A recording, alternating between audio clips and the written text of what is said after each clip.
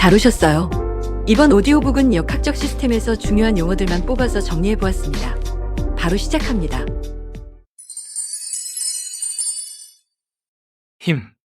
한 물체에 여러 힘이 작용할 때 물체에 작용한 모든 힘을 합한 것을 합력 또는 알짜힘이라고 합니다.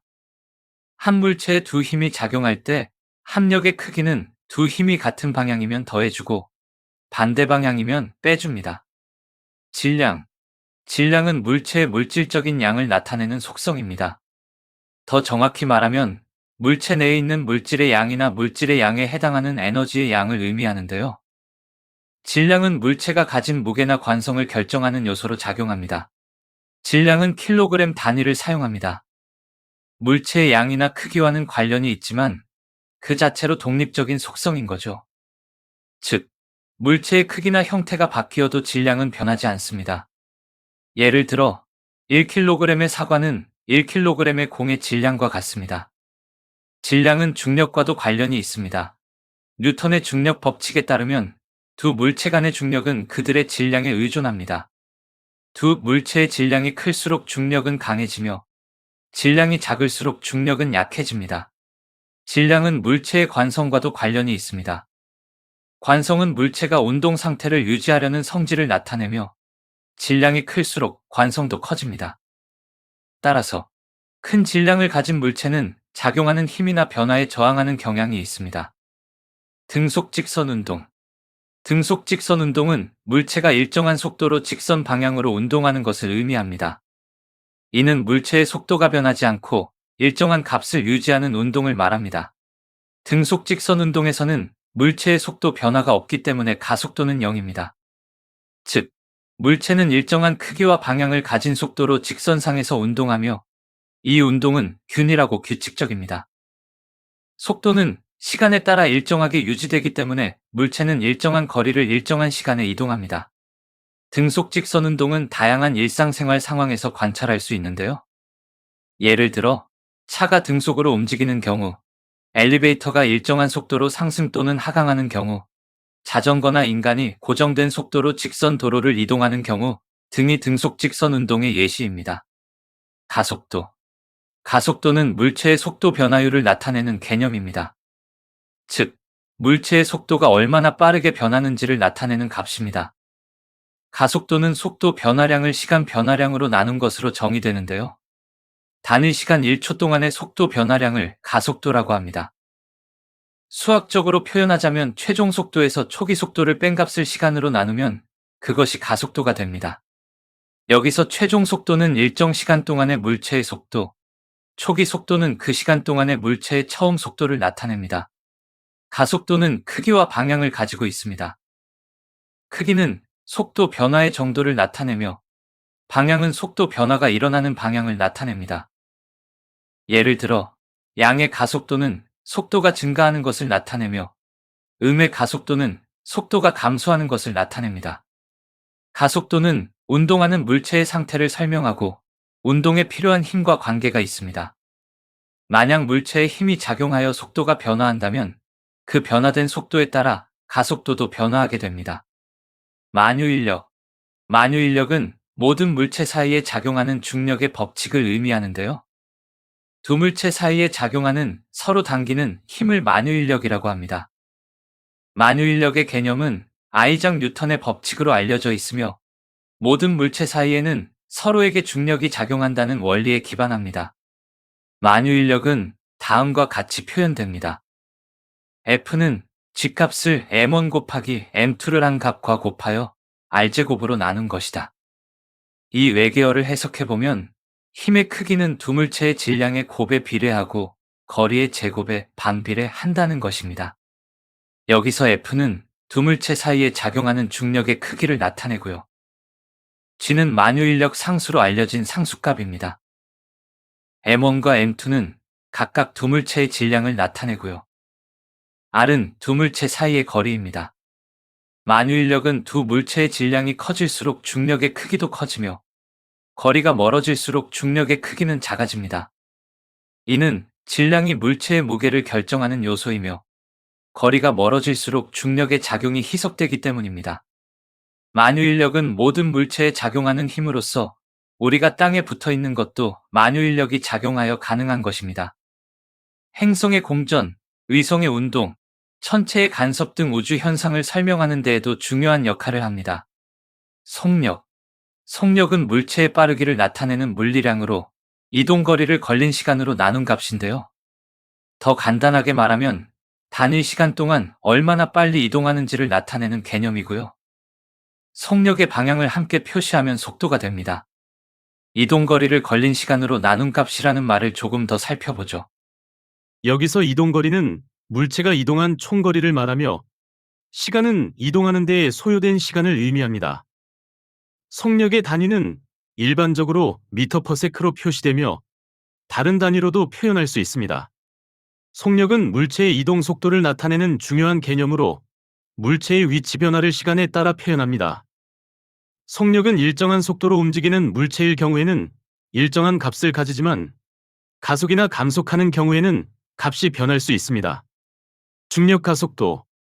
중력 가속도는 물체가 중력에 의해 가해지는 가속도를 의미하는데요. 중력은 두 물체 사이의 질량에 기인하여 작용하는 힘으로 대상 물체에 일정한 가속을 부여합니다.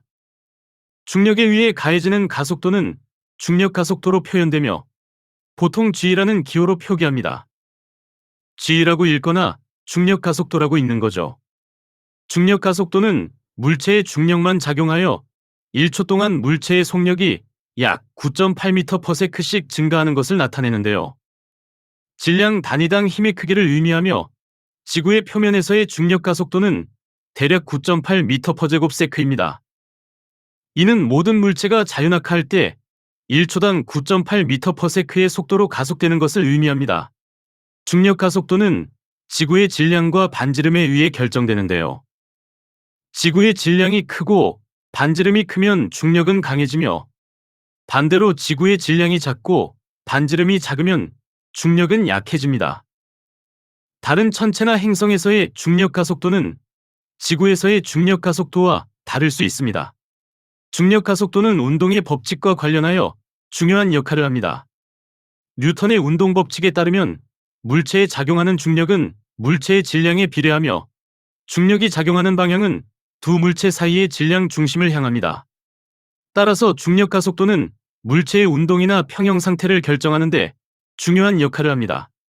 예를 들어 물체의 자유낙하 운동을 분석하거나 행성 간의 운동 경로를 예측하는 등의 문제에 중력 가속도를 적용할 수 있고 우주 비행체의 궤도 계산과 관련된 문제에도 사용됩니다. 행성 주위를 돌고 있는 인공위성이나 우주선의 운동 경로를 계획할 때 중력 가속도를 고려해야 합니다.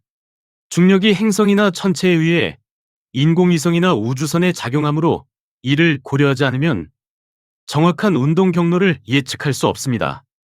또한 중력 가속도는 편향된 운동에도 적용되는데요. 예를 들어 경사로를 따라 내려가는 물체의 운동이나 원형으로 회전하는 물체의 운동에서 중력 가속도가 관련될 수 있습니다. 이러한 경우 중력이 물체의 가속을 제공하거나 방향을 결정하는 역할을 합니다. 포물선. 포물선은 물체가 수평으로 던져져서 날아가다가 중력에 의해 아래로 향하는 동안 시간에 따라 곡선 모양을 그리는 경로를 말합니다. 이는 물리학에서 중력과 운동의 관계를 설명하는 중요한 개념입니다. 포물선은 물체가 초기, 속도와 각도에 따라 다양한 경로를 그리는데요. 이는 일정한 가속도로 움직이는 자유낙하 운동과는 다르며 초기 속도와 각도에 따라 다른 곡선 형태를 가지게 됩니다. 포물선의 중요한 특징을 정리해보죠. 첫째, 대칭성. 포물선은 수평선을 기준으로 대칭을 이룹니다. 즉, 물체가 던져진 각도와 같은 각도로 반사될 때 동일한 포물선을 그립니다. 둘째, 최대 거리. 포물선은 수평 방향으로 일정한 거리를 날아갔을 때 최대 높이에 도달합니다. 이는 물체가 수직 방향으로 가장 멀리 이동할 수 있는 경로입니다. 셋째, 최단 시간. 동일한 수평 거리를 이동하는 경우 포물선 경로를 따라 움직이는 물체는 다른 경로보다 최단 시간에 도착합니다. 즉, 물체가 최대 속도를 유지하는 동안 가장 효율적인 경로입니다. 포물선은 다양한 현상과 운동에서 관찰되죠. 예를 들어 공을 던질 때나 발사체의 비행 경로, 탄환의 비행, 승용차의 점프 등에서 관찰할 수 있고요. 투사체의 비행 시간, 최대 도달 거리 등을 계산하고 예측하는 데에도 활용됩니다. 포물선은 뉴턴의 운동 법칙과 중력의 영향을 포함한 공간 내에서의 운동을 이해하는 데 중요한 개념이며 다양한 자연 현상과 실생활에서의 운동을 설명하는 데에 유용하게 활용됩니다. 대류 현상. 대류 현상은 유체 내에서 발생하는 열에 의한 운동을 의미하는데요. 이는 공기나 물 같은 유체가 온도 차이로 인해 상대적인 밀도 차이를 갖게 되어 발생하는 현상입니다. 대표적인 대류 현상의 예로는 대기 중의 대류 운동과 바다나 호수의 열층 혼합이 있죠. 예를 들면 대기 중에서 따뜻한 공기는 상승하고 차가운 공기는 하강하는 경향을 가집니다. 이는 따뜻한 공기가 상승하여 상대적으로 낮은 압력 지역으로 이동하면서 더 차가운 공기와 교차하게 되기 때문인데요. 이러한 공기의 상승과 하강에 의한 운동을 대류 운동이라고 합니다. 대류 운동은 지구의 기온 변화, 바람의 발생, 구름의 형성 등에 영향을 줍니다. 또한 대류 현상은 바다나 호수의 열층 혼합에도 관련이 있습니다. 따뜻한 해수면에서는 열이 상승하여 상대적으로 낮은 압력 지역으로 이동하고 차가운 해수면에서는 열이 하강하여 상대적으로 높은 압력 지역으로 이동합니다.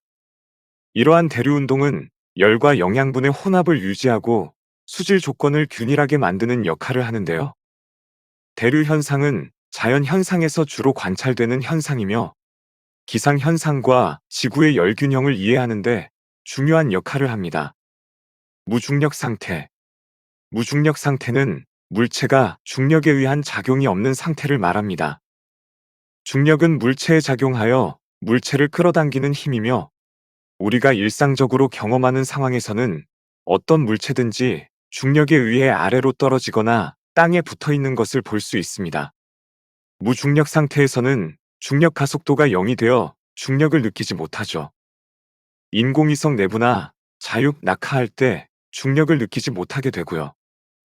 아주 큰 물방울도 중력을 받지 않아서 둥글게 형성됩니다. 무중력 상태는 일반적으로 지구의 중력이 아주 작아지거나 없어지는 우주 공간에서 실현되는데요.